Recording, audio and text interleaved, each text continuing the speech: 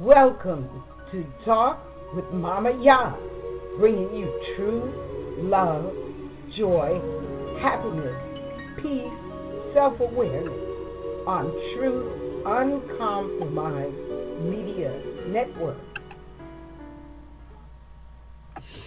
Well, good evening, and this is MamaYAH. I'm back, and I hope everybody can hear me because I'm actually calling in from the switchboard, not from my phone.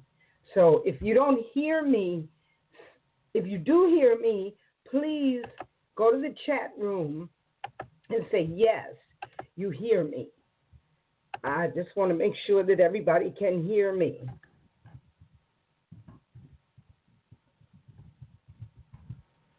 So MamaYAH has been away for a while. She finished her doctorate in business administration marketing.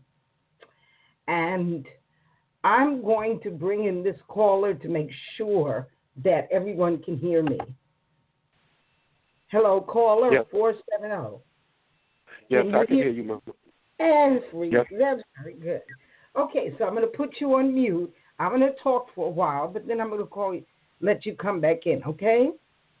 Okay. All right. Hello. So today we will begin a discussion of the book by Elisbeth Haich called Initiation. And I'm just going to read the back of it. I'm not sure how many of you out there have the book, but I think you can get it online. That's where I got it. And I'm just browsing through the book. I'm up to about chapter 10. And there are several chapters in the book. There are actually 46 chapters in the book. But I'm not going to read the book to you. On the back of the book it says, Initiation was written at the request of Ms. Haich's advanced students.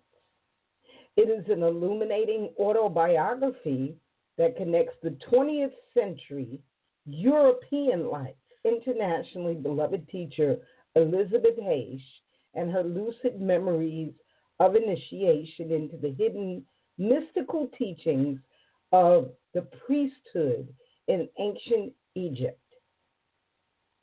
A compelling story within a story emerges detailing the life experiences that catalyzed her spiritual path. In an earlier life in ancient Egypt, a young woman is prepared for initiation into the esoteric secrets of the priesthood by the high priest Ptah-hotep, who instructs her step by step, consistent with her development in the universal truths of life. Throughout this extraordinary book, Haich reveals her in-depth insights into the subtle workings of karma, reincarnation, the interconnectedness of individual daily life choices, and spiritual development. Haich shares unusually hidden truths that only a few rare individuals in any generation seek, find, and communicate to others, enabling the reader to awaken within the essential understanding necessary to enlighten any life, no matter what events manifest. In 20th century Europe, from childhood to adulthood, through war and remarkable reading, she demonstrates the power of turning the searchlight of one's consciousness inward and using every life event towards expanding consciousness. Initiation is a timeless classic communicated in modern terms, inspiring generations of spiritual seekers globally. Whether read as an autobiographical novel, mystical truths, or as a unique glimpse into Haich's exceptional journey to initiation. The personal impact on the reader is profound. To read initiation is to be part of the initiation itself.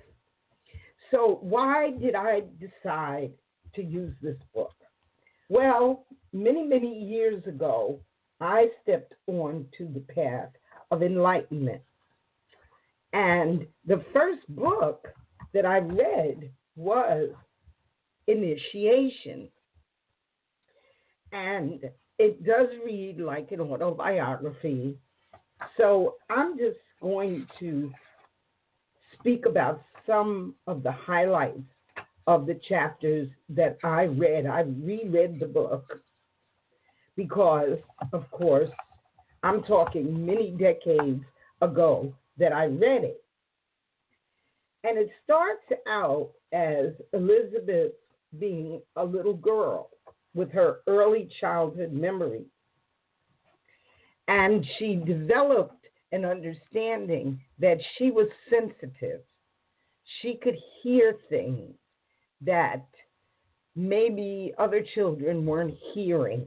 When I searched online for Hotep, I discovered that the teachings that Hotep talked about were particularly about listening and hearing. I am a speech communication professor, and the first lesson that I teach my students is the importance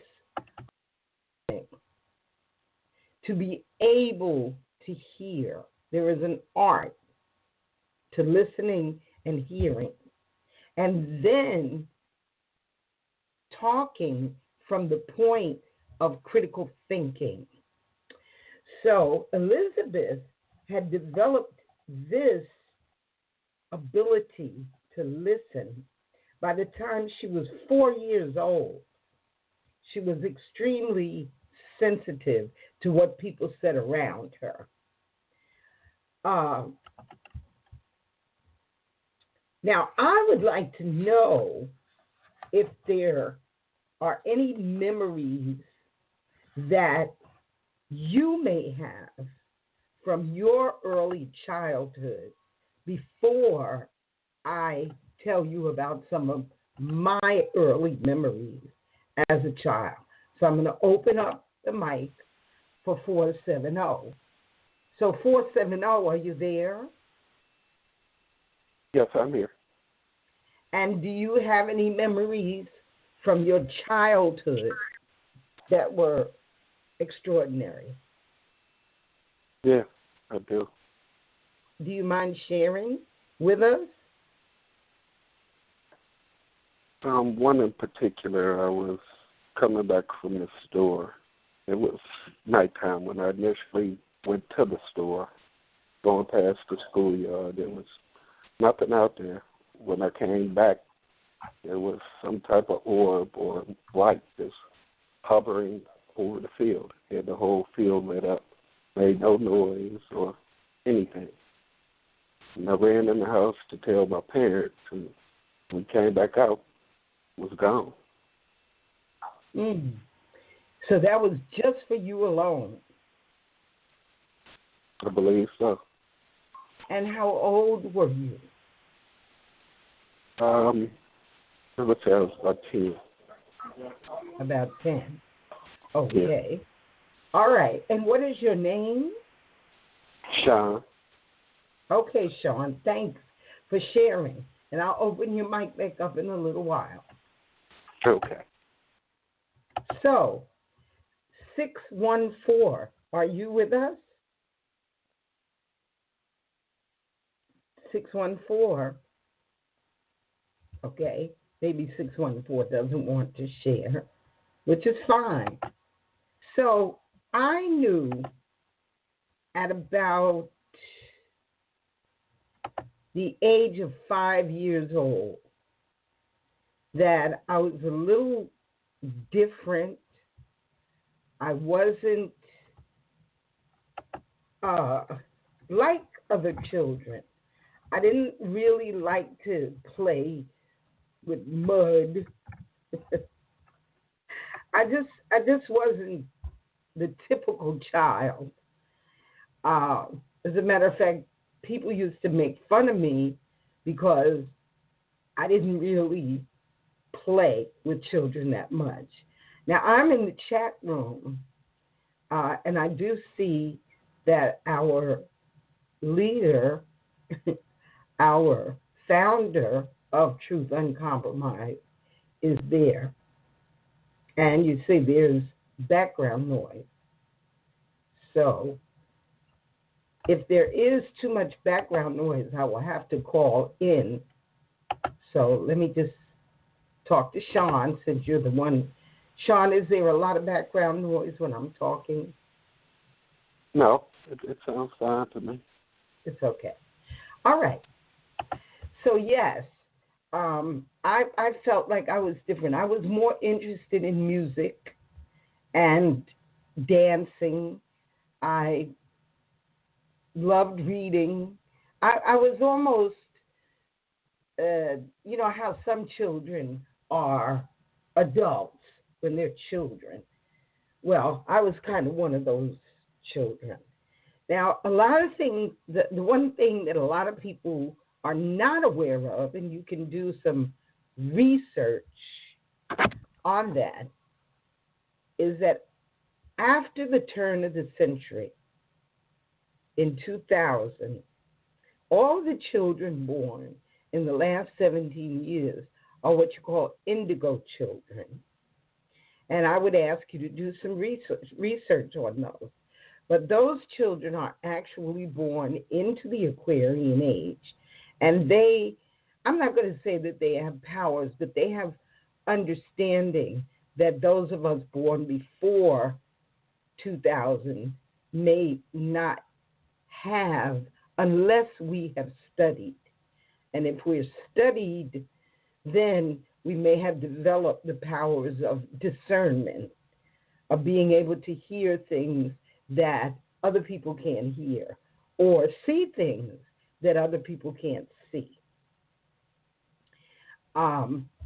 However, Elisbeth realized that she didn't have the capacity to play like other children did. She was interested in music, just like I was, and maybe that's why I was drawn to her. In chapter 3, she says her parents are not her parents. The reason why she came to that conclusion was because her father was a manager at his office. However, he had a supervisor, and she could not imagine this very big, huge figure that she called father being managed by someone else. Now, how does that relate to you? I'll ask you in a few minutes. How it relates to me is that I've always had great difficulty working for other people. And that's why I pursued my doctorate even after incorporating two businesses, one which is a for-profit and one which is a nonprofit. But I only worked, and I'm going to celebrate my 70th birthday in December. And since 19 years old, when I first started working, I could only stay at a job for maybe 12 months. That's the most that I could take, because I found out that many of the people that were telling me what to do, I could see a shorter route to the conclusion of the finish line, whereas they seemed to have to go the long way around. And that just unnerved me. So by the time I was 36, I was looking at doing my own business. And in 1997, I incorporated my first business. So if you are a person that is entrepreneurial, it could be that you don't have the capacity to be supervised or, to be in the labor force. You're entrepreneurial, you have higher ideals, and you probably need to be in your own business. Okay, so Sean, do you have that experience or do you have a different experience? Yeah, I have that experience. It's difficult following someone else's rules when, like you say, they prefer for you to work harder, not smarter. They prefer to keep you at a certain level. They prefer for you not to be able to be self-sufficient. That way you constantly need them. You have to keep coming back and subjecting yourself to the things that you're subjected to there.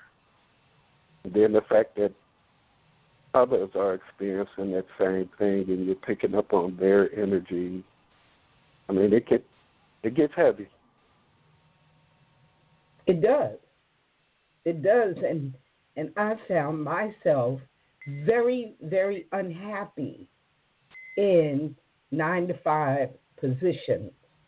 So when I started in 1997 developing websites, and I would have a price that I charge people, and generally that would keep me going. Also, I was a singer for many years, and so I made my living as a jazz singer.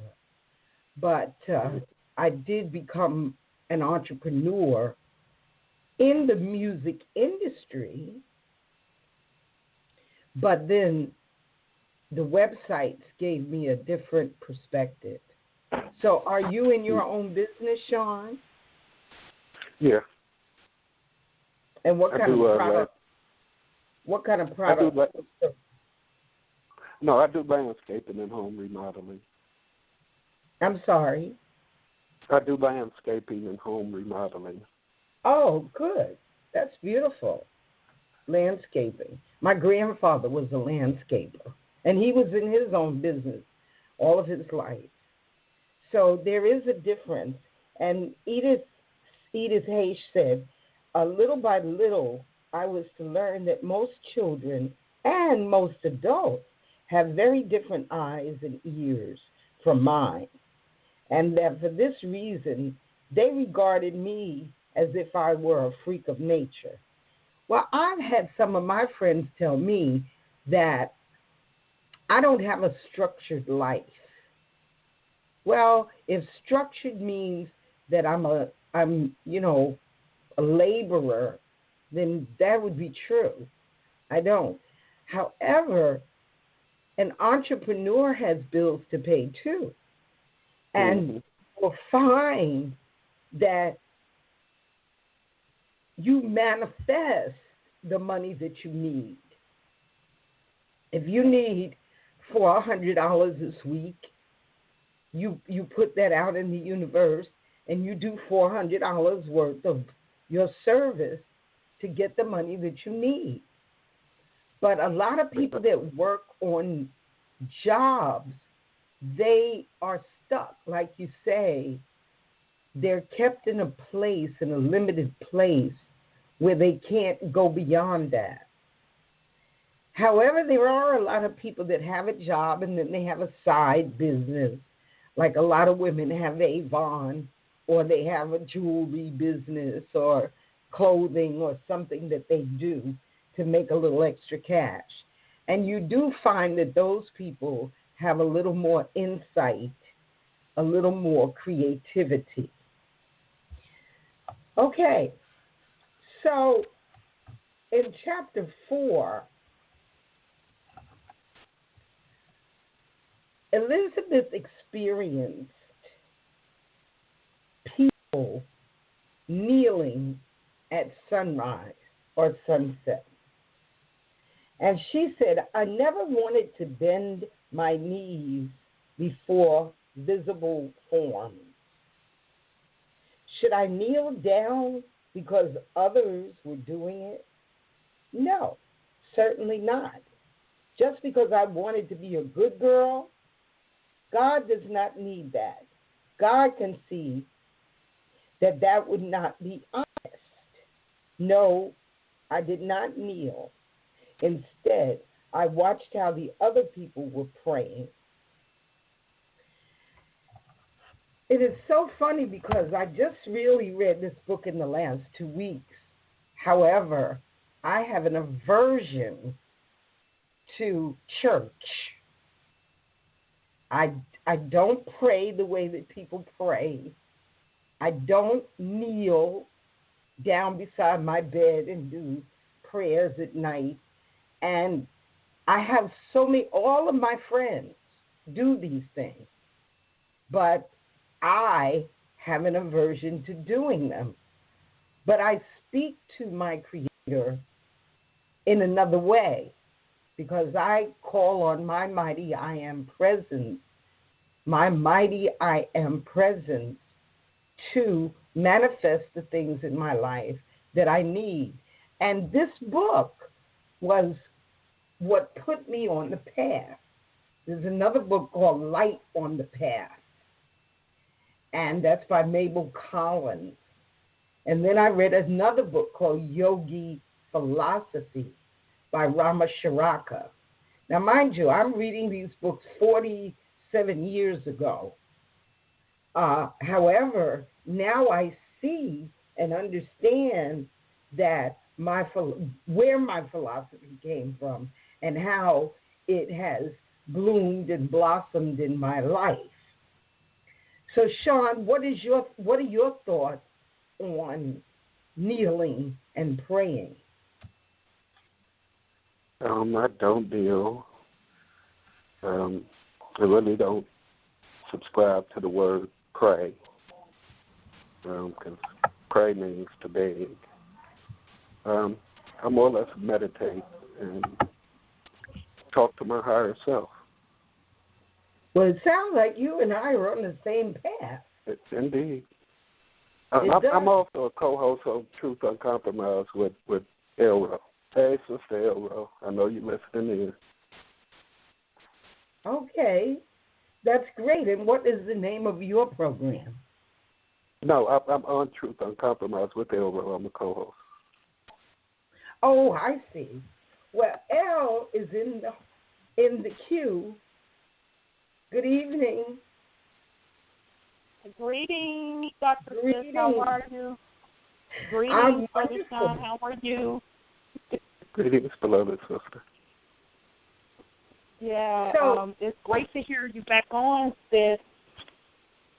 Okay, do you still hear the background noise? No, I wasn't communicating. Sorry, I wasn't communicating properly. I was just letting you know that I was on, but I had background noise. That's why I didn't get in the queue. Okay. It was me with the background noise, so I had to step out of the way in order to get in the queue to not have a noisy background. Okay. So now, did you have an experience when you were young, between the ages of like 2 and 8? Did you have any experiences that let you know that you might be on a different path than other people? Yes. Interestingly enough, growing up, I always had a lot of responsibility on me. I was the oldest, I am the oldest out of my siblings. So therefore, a lot of responsibility was placed on me, and I pretty much took the role of a parent to my siblings. And that okay. You disappeared for a few minutes. Uh-oh. Yeah. So rewind. Yes. I say yes. Even with me, I've always felt that way because I am the oldest sibling out of all of my siblings, so I always had a lot of responsibility, and I served as the role as a parent. And, the older that I got, I came to the realization that something's not right. I'm kind of out of place from the order of the family, because it always seems like I was the wiser one, per se, and that was even out of my parents. It always felt that I had a lot more wisdom. I never truly bought into the whole church thing. When folks would try to talk to me about the Bible, I would always have all of these questions that they couldn't answer, and they would get frustrated with me and tell me, don't worry about that, don't focus on it. So, yes, I can truly relate to what you're speaking of. Okay. So where she says in chapter 4, my parents are not my parents. And then in chapter 5, she actually says she wanted to go back to her true parents. And it's funny because my father is 98 years old, and I love him dearly, yet I do feel that I am, I don't know how to put it in words, but I've always felt like I made a wrong turn when I came to this planet. I don't feel at home here. And I've lived a lot of places. I've visited 5 continents, 20 countries. I lived in Switzerland. I lived in China, Atlanta, New York, Philadelphia, and Florida. And I just never, ever felt comfortable anywhere that I went on this planet. How about you, Sean? Are you comfortable here? No, I've always felt like I didn't belong here. Something that doesn't quite resonate with me here. Yeah. So she says,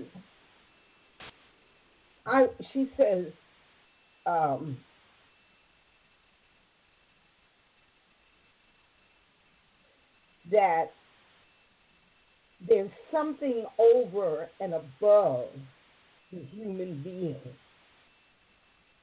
And so there's a book by Shirley MacLaine called Out on a Limb. And that's where I first heard the term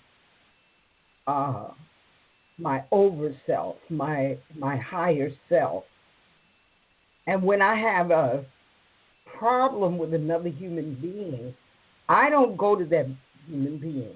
I go to my higher self, and I ask my higher self to have a conversation with that other being, with the higher self of that other person. Because I don't think that words are words have power, don't get me wrong. But I don't think that words are the easiest way for us to communicate. What do you feel about that, Rhonda? That's interesting that you say that. Brother Sean and I, every week we talk about how, words have a certain vibration to them. And even, I think, Brother Sean, you always say that even the fact of us using language within itself is a spell. Mm-hmm. Because that was not our ultimate way of communicating. We communicated through vibration. Right. Or AKA sound. So, and I think Brother Sean even put it so deep as to say that one of the traps in this matrix to keep you bound to the matrix is actually language itself. And I would have to agree with that. And that's, again, why I love music, because you don't really have to interpret music. People can understand music. And I believe that I came in as a musician because I was a musician on another planet sent here to help educate and raise the vibration of the people on this planet. And I have to say that I had to learn patience and tolerance. I was very impatient in my younger years, and I didn't tolerate stupidity, but I was very judgmental of people that I thought were stupid. Now, I think I understand that they're searching for their true self, and I just let them be who they are. Right. Because with age, I don't think it's so much wisdom. I think it's just that you just don't need to tell people what to do anymore. You just hear, okay, I'm gonna skate the rest of these years out without trying to control anybody else. So Elisbeth, focus on self. That's right. And Elisbeth was learning from her father about titans and giants. They weren't, and she said, not in physical size, but in knowledge and power, towering above us human beings, guiding us with their powers and helping us forward on the pathway of our development.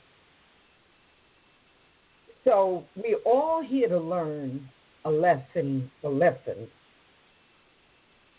And I think a lot of people, they rather blame whatever's going on in their life on, oh, well, it was my parents did this, or my siblings did this, or my spouse did this, or I had a girlfriend that did this. But it's really this experience. So I told my son the other day that he's a support supervisor at Walmart. And I told him, he says, now the other managers don't talk to me. I'm like, well, why don't they talk to you?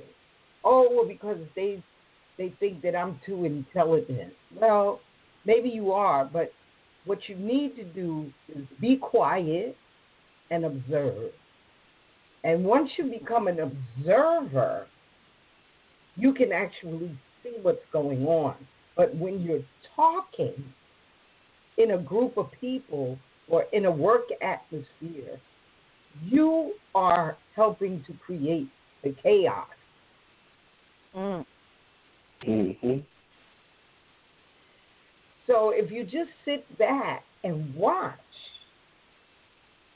what is going on, you can generally come to a better conclusion from just being quiet. Now, in initiation, and I'm sure that both of you have been initiated, otherwise, and the other thing is that we have many initiations, not just one initiation. We have many. There's actually one that happens every 5 years, every 10 years. You are constantly rising above where you were, and each new level is an initiation, okay?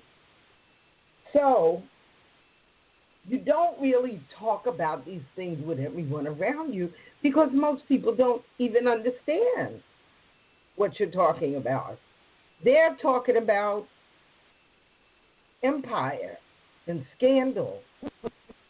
Now, I'm not going to say that I don't watch those things, but when I watch them, I'm watching them to take my mind off of my daily activity, which is what they are there to do. But if you practice an observation, you begin to see patterns that other people can't see, just like you see with the Matrix. You can actually step above or rise above or transcend the matrix. And I always use this as an example of that. When people say, well, I don't know what my purpose is. I don't know what my purpose is. I'm just here. Okay, you don't know what your purpose is. Well, did you see the matrix, the third one? I think it was the revolution. I'm not positive. But did you see that, Sean and Elle? Okay. Yeah. Yes. Do you remember the key maker? Mm-hmm. Yes, I do. And he was a kind of a middle-aged, going towards about 60-ish-year-old man. And he was Asian, right? Yep. But his whole purpose in life was to make the key to open that door. Mm-hmm.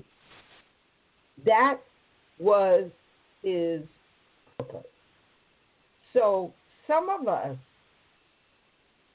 are a little bored because we feel like we've done everything and there's nothing else to do. Well, I believe, this might be my own personal belief, you are never going to close your eyes until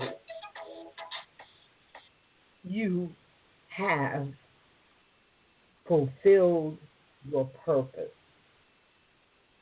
And you may not know what your purpose is until the day that you close your eyes. Some people fulfill their purpose, and I'm trying to say, my father's 98 years old. He can't remember anything from day to day. He does know that I'm his daughter. Well, I've been in his life for 60 years, so that might go almost 70 years, and that might be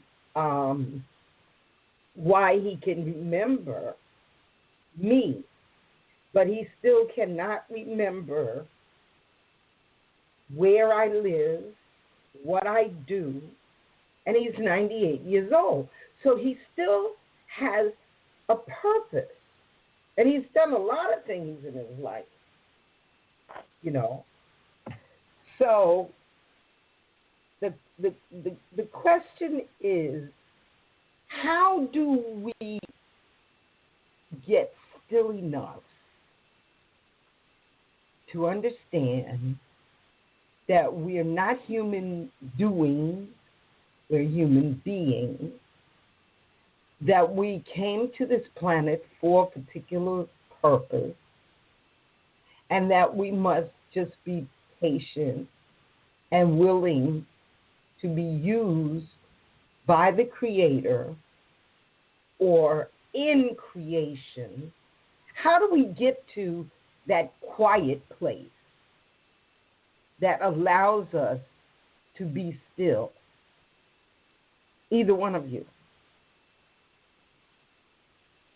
I think that. Well, I'm sorry. Go ahead on, Brother Sean. Well, I think that that's individualized. Each person's path is different. It's a matter of what stage in life people are at. I mean, as far as how much they remember. Have they been able to tap into their Akashic records?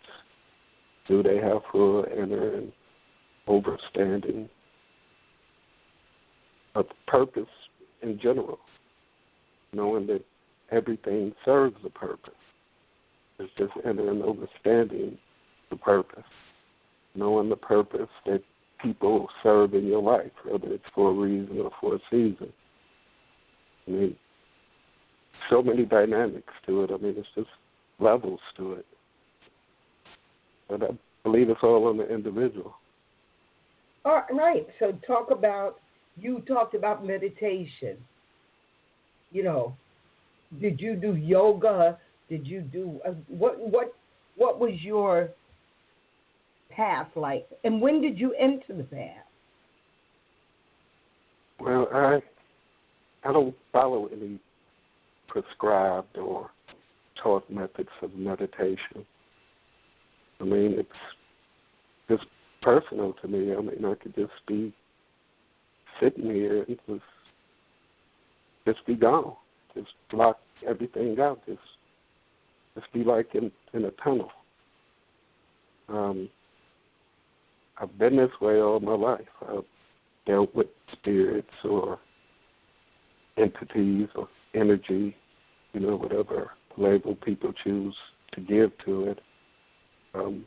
My grandmother, with the old saying, she was born under veils. So she taught us a lot about spirituality coming up. It's something I've always been around. Okay, so you actually came in knowing, and you came to Earth through a lineage of knowing. Because you say your grandmother knew. She came in with a veil. She was a knower. Okay. Mm-hmm. And what about you, El? I know for me, again, I knew something was always off, but when you're indoctrinated on the religion side, it took me some time to get out of that. I say by the time I got to high school, I'm like, this ain't working for me. I'll be able to take control of my own path when I become an adult, meaning I don't have to sit in church every week, blah, blah, blah, blah, blah, blah, blah. So for me, the turning point was when I was able to travel abroad and walk into, I literally went to Egypt, and I was able to go into the temples and see the story of Osiris, Isis, and Horus, and it took the breath out because it was confirmation from all of my life that none of it made sense to me. I knew it wasn't the truth.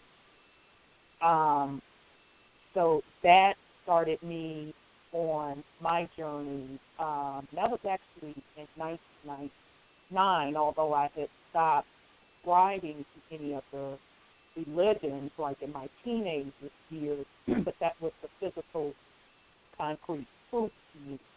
And so from that point, it just seems like the doors started opening up. I started getting into spirituality and studying of oneself.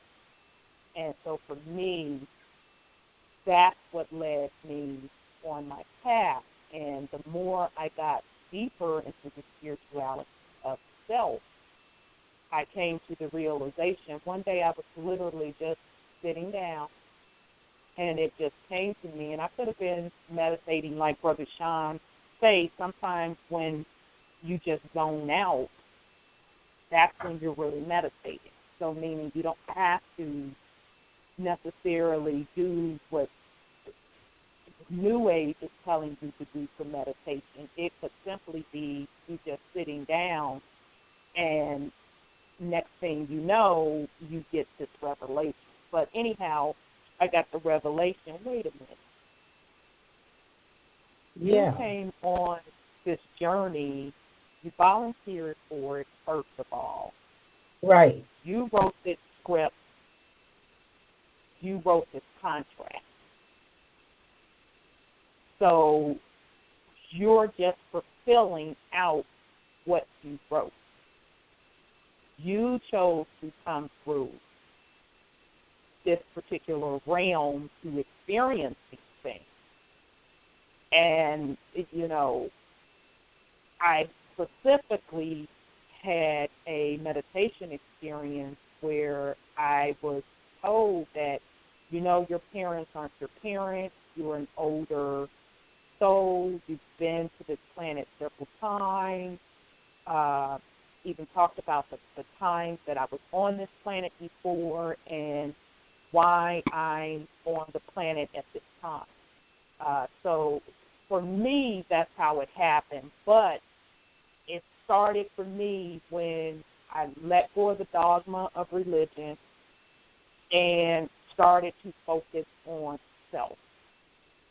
That's when I found my personal journey and came to the realization that this is what I volunteered for. So that's just my little experience, but it started with the journey of self, for sure. Right, and so many people miss that. Now, I do have a question that I came up with from Chapter 5. Do girls bond better with boys? And what do we need of others? And can one person be an island? What do you think about bonding, needing something from other people?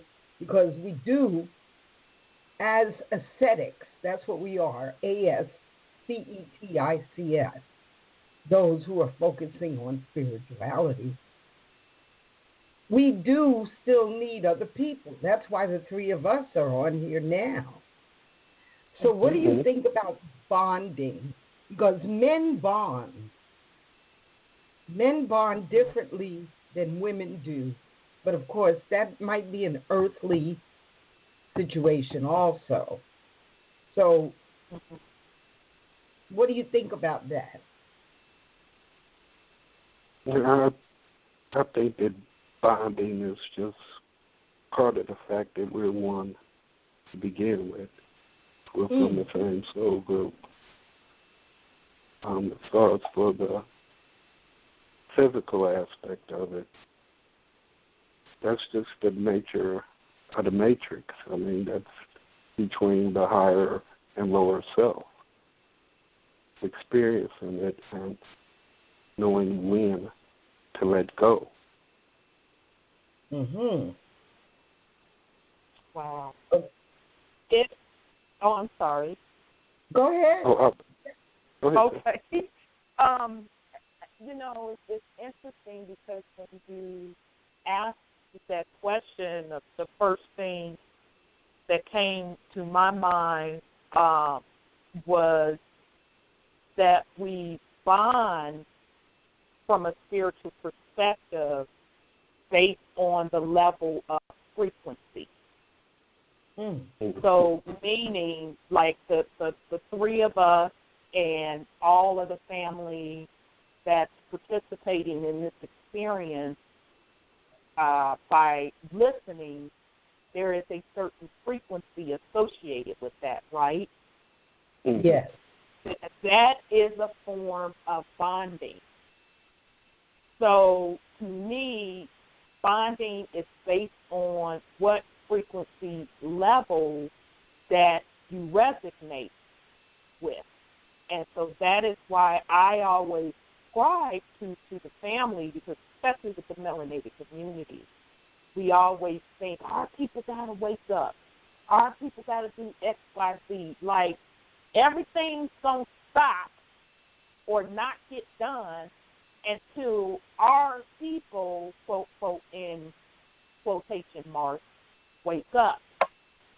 When I've always said not everybody is going to wake up at the same time, because it is an individual experience. Although we are together as a one collective consciousness, we still made the decision to have an individual journey to come back into the knowing, to know that we have the power within to connect with the source. So when we are vibrating at the higher level, you meet with the collective that also vibrates at the higher level to become co-creators to make things happen. So to me, that's what bonding is. And I think on the physical level, like you said, I think that we chose to come into this experience in the physical, getting a lot of those spiritual powers we chose to not remember. And part of this matrix, let's say, for example, a newborn baby, if they don't get the nurturing and the attention and the love, it will impact them a certain way, and some would say they would even die. That's all a part of the matrix that we agreed to, that we had to have some type of physical bonding.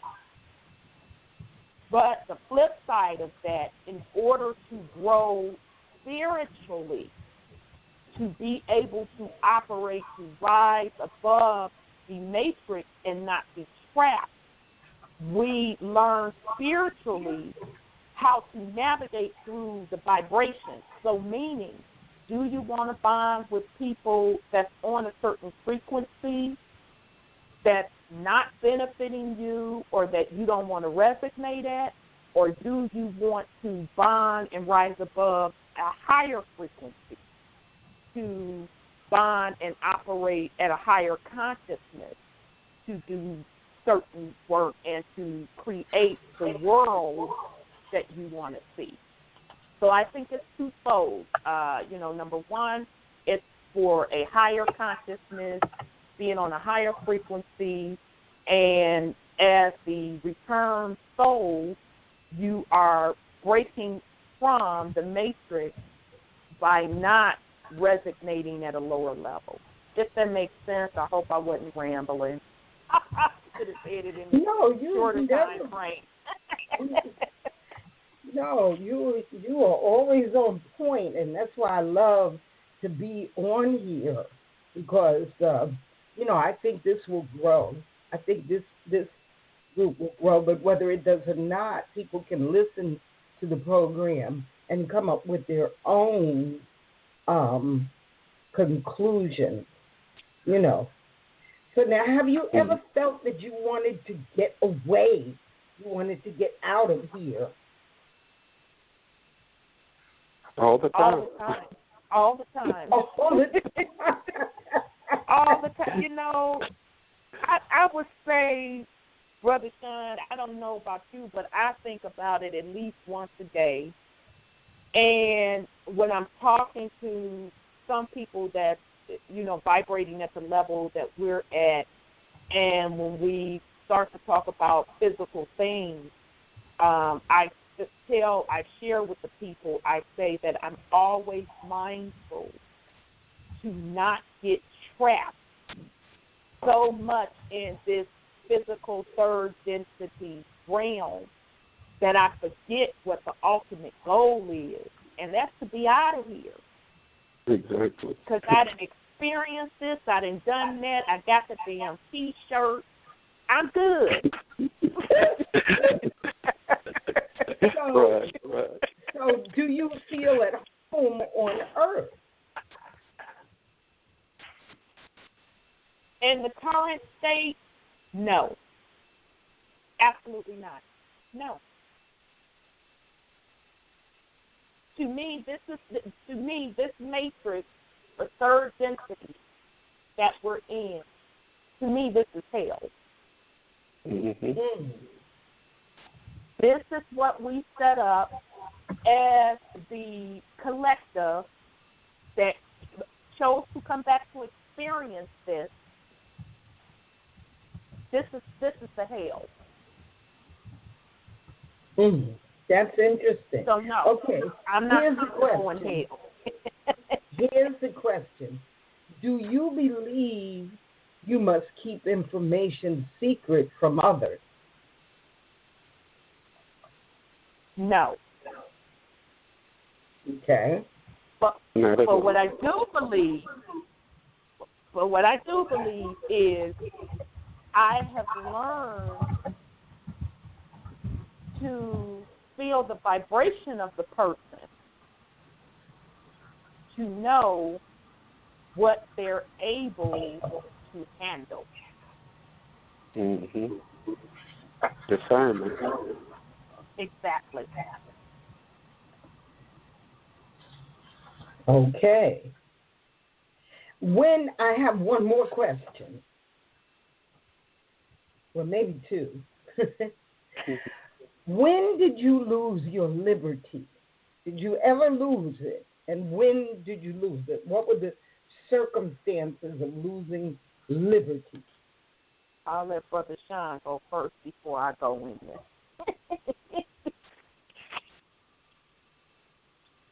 And what aspect are you talking about? I just want to make sure that we understand that. Well, Patrick Henry said, give me liberty or give me death. So was there ever a time that you felt like your liberty was at stake? You were losing your liberty, your freedom.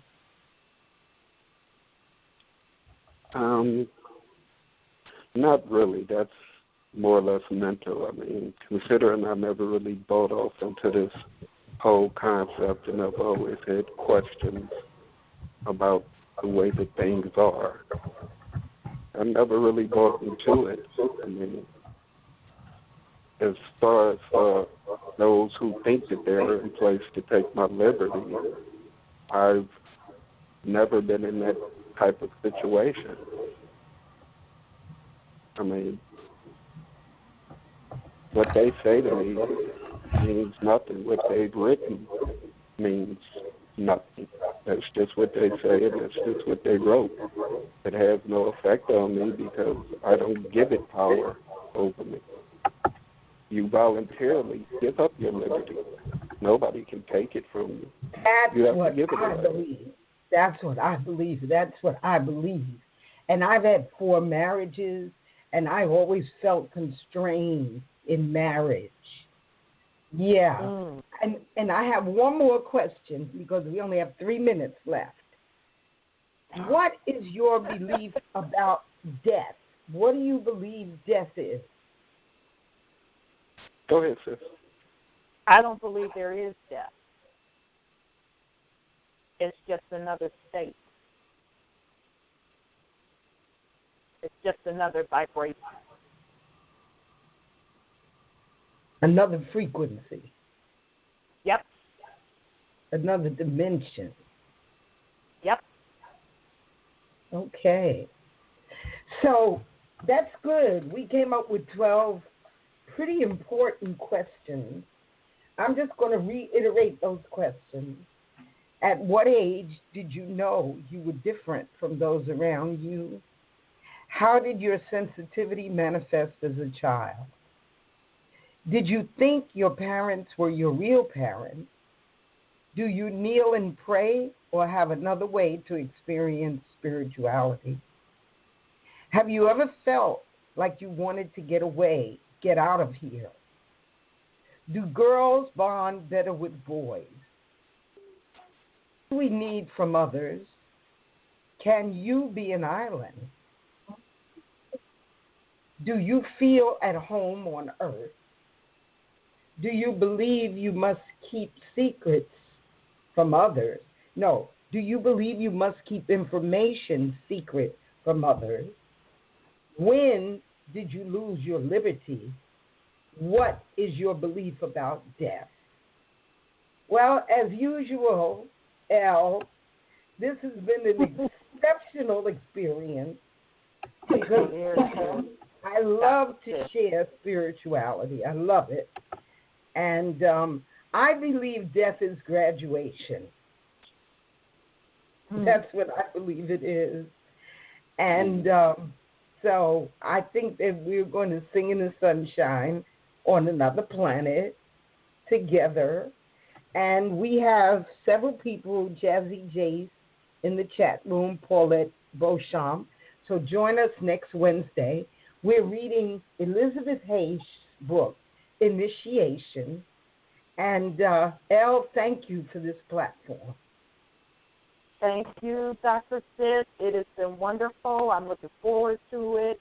And we'll take it from there. We'll be back next Wednesday. I'm not sure if we're going to do a show tomorrow, but we are going to do one Saturday with Sis Lioness. So I'm excited about that as well. And thank you, family, for tuning in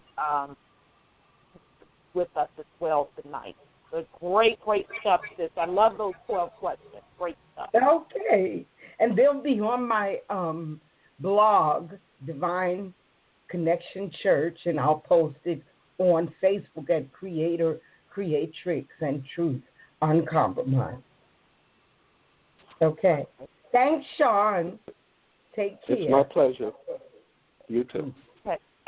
Thank you. Peace and love, Welcome family. to Talk Peace with and love. MamaYAH, bringing you truth, love, joy, happiness, peace, self-awareness on Truth Uncompromised Media Network.